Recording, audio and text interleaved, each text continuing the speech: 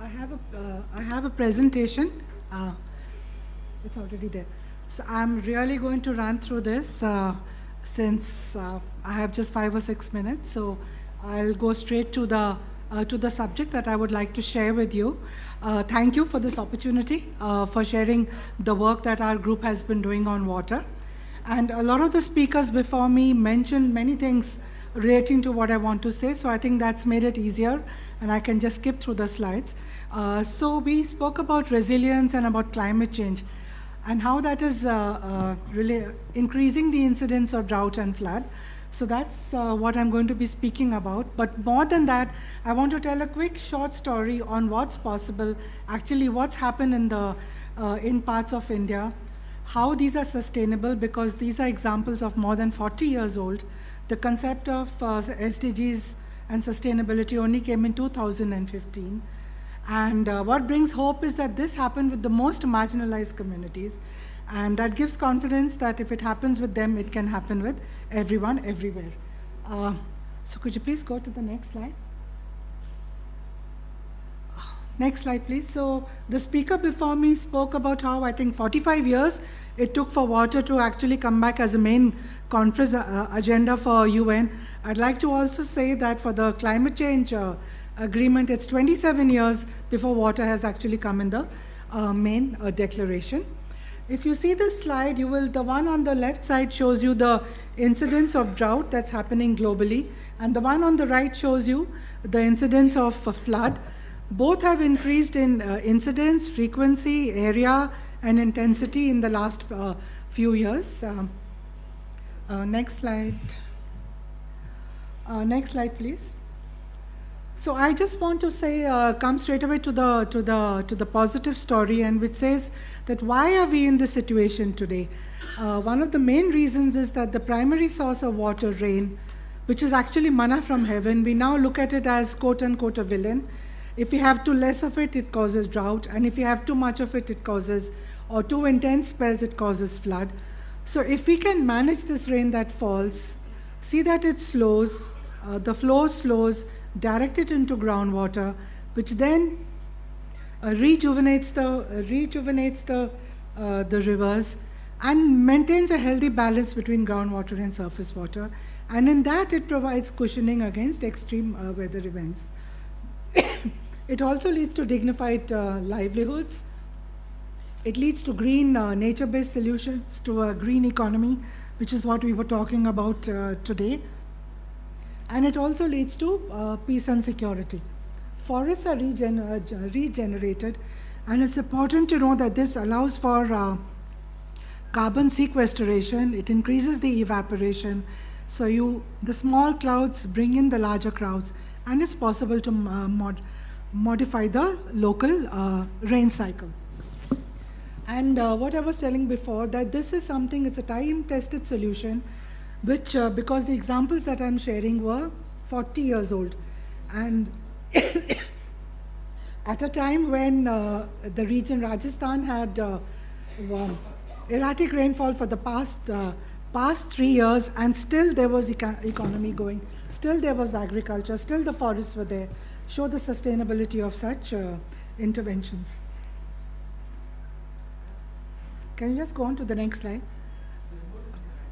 Yeah, I'm panicking because 12 minutes has gone to 6 minutes, and this is a practical story, so apologies for that. No, I know it's nothing. The chair is helpless. The chair is helpless, so that also I can understand. Which one is this? Which is the button? Which is the button? This one? Okay. And I point it there or there? Which side do I point it? Okay. And how was this possible? So how did this happen? This happened because, sir, you mentioned about decentralization. It happened because of the decentralized water conservation approach. That's important because it also looks at indigenous wisdom. And that's important because you look at the local terrain, you look at the amount of rainfall that's there, you look at the knowledge that is there within the community, and based on that you design your water conservation structures. And you also see that your crop cycle is in sync with the amount of water that you have. And when you get communities involved in such a process, then they're very careful how they use that water, and how they use the water equitably and in a sustainable manner. And I think, ma'am, you were speaking about the year of the millets and about the millet man of India. So one of the main things that we are promoting is the use of millets, so that you have nutrition, you have food, and you also have the use of less water. So this is very good for climate change resilience and for adaptation. Okay, and the whole thing about community management, I think community participation is something that I shared before.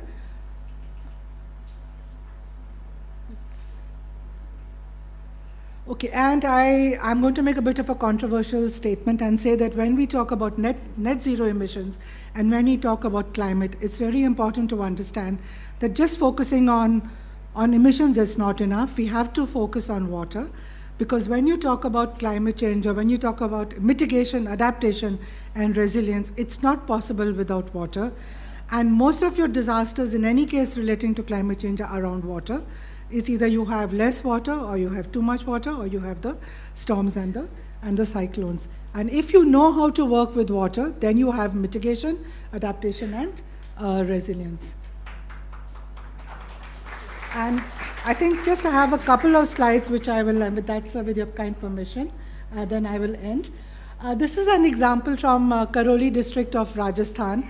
And it just brings out the dynamic and the symbiotic relationship between groundwater and surface water. If you recharge the groundwater aquifers and they are full, they start to provide base flows to your river system. And then you start having water in the rivers, and sir, you had mentioned about how rivers are drying. Slowly then you have water for longer durations of time. When it rains, you have a river which then, when the water is there, it directs the water into the groundwater. And over time, you have a very healthy balance between the two. So your groundwater banks are full and your river is flowing. So this is what I want to show is a groundwater recharge structure on the top. And the one below, this led to the revival of a river called Sherni, which is in Karoli district of Rajasthan. And so I wanted to say, when this happened in the Chambal terrain, and the people from India know that the Chambal terrain used to be infamous for the dacoity that used to happen there. This young man, as you can see here, was a former dacoit. People don't take to crime out of passion. They usually take to crime because there's hunger in the belly and there's nothing else that they can do. And in that situation, sometimes you have to resort to things that are not legal and that are not ethical.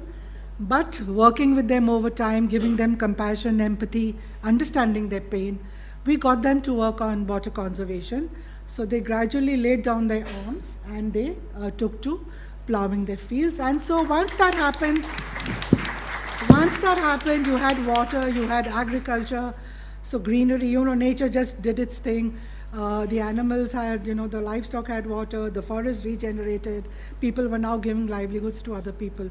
And so this prakriya, the cycle of life continued. And that's why I'm saying that if this can happen with the most marginalized people, who we tend to forget, this can happen anywhere in the world. Basically, you cannot have any discussion on climate if you don't have water in the agenda. And looking at this, we formed a People's World Commission on Drought and Flood. It's just a people's organization which is looking at indigenous wisdom, how we can solve the crisis of drought and flood over the world. And I think just in conclusion, I want to say that we all know that Mother Earth is wounded and Mother Earth needs healing. And for healing, we need just focusing on climate change is not going to, or emissions is not going to be enough. Nature needs to be rejuvenated, and the key element for that is water. So water holds the key for nature rejuvenation. And if you're to want to talk about peace and security, then we need to get our water management correct and strengthen the linkage between water and climate. Just the very last slide. It shows that man there with the big mustache. He's a former dacoit. He had 43 cases with the police. He had no voice, he was all the time in hiding. But now that there's water and there's agriculture, there's a smile back on his face. Thank you so much.